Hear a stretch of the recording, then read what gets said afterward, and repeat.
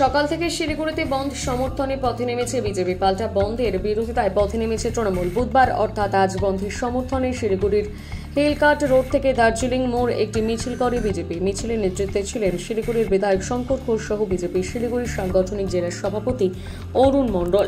পাশাপাশি আজ সরকারি বাসে ঢিল ছোড়ার অভিযোগে বিজেপির 8 সদস্যকে আটক করে প্রধাননগর থানার পুলিশ। মিছিল করে প্রধাননগর থানায় যান বিধায়ক শঙ্কর ঘোষ সহ বিজেপির অন্যান্য কার্যকর্তারা।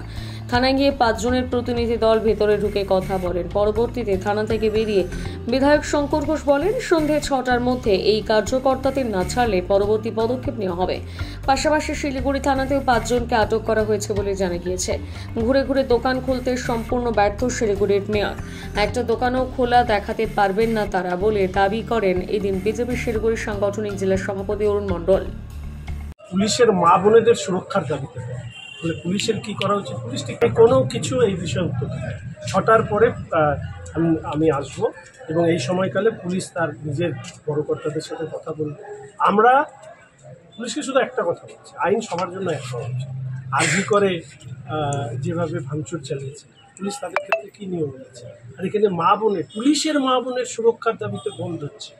সেই বন্ধ করতে যারা যাচ্ছে তাদের উপরে কোনো ধরনের অত্যাচার যাতে না হয় সেটা পুলিশের দরকার আছে। আপনারা দেখলেন তৃণমূল আমার মিছিলের পেছনে শুনলাম নাকি তারা গণ্ডগোল করার জন্য এসেছিল, ঘুষপুকুরে গণ্ডগোল করেছে।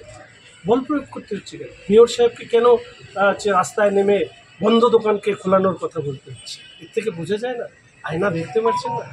দৃষ্টি তো কমেইছে, দূরদৃষ্টিও গেছে। যে এই কোনোগুলো একটা ফুটেজ থাকা দরকার যে বিজেপি জোর করে নিয়ে গেছে। এটা তো ফুটেজ দেখাই আপনারা তো আমার সাথে ছিলেন, সবসময় ছিলেন।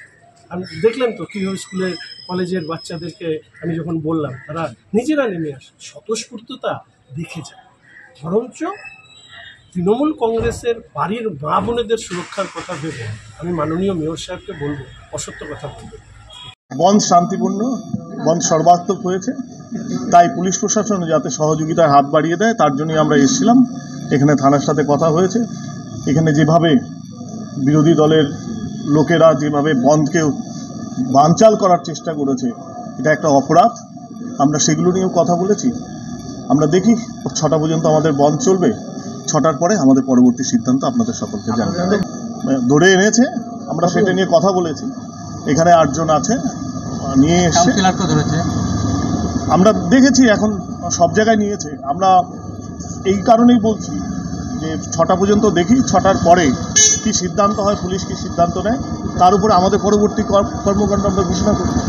আজকে যাদেরকে ধরা হয়েছে আপনারা বলছেন, আজকে পুলিশের কাজ হলো, এটা যদি অপরাধ হয় তাহলে অপরাধ হলো যারা হলো আরজি কর ভেঙেছিল তারা।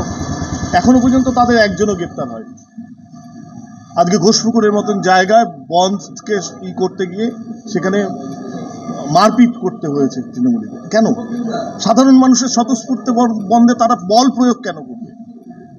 তাদের এই বল প্রয়োগের বিরুদ্ধে আমরা থানাকে জানিয়ে গেছি।